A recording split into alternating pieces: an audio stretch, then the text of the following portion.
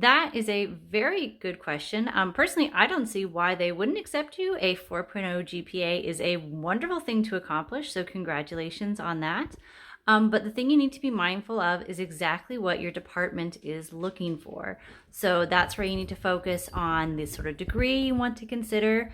One thing to also be mindful of is that in the UK, as opposed to the US, there is not, a lot of Americans can apply for what they would call like an undeclared degree before they apply for university. In the UK, that does not exist. So if you're going to apply for university in the UK, you need to be mindful of what it is you want to study, what it is you want to look at, exactly what your degree is going to be, because especially if you study in England, your degree is only 3 years as opposed to maybe 4 in the US. So think about what your degree is going to be, because once you start that degree, you're not going to be able to change it.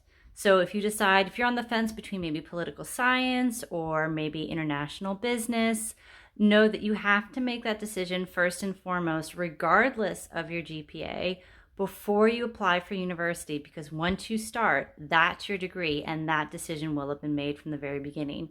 If you're not sure what your degree is or what you want your degree to be, then I would suggest you take some time. That's why it's really common for British students to take what's called a gap year, to take a year off to really think about what is it that they really want to do. Some people might take several years off before they do their undergraduate degree, or some people might go into a vocational study of sorts.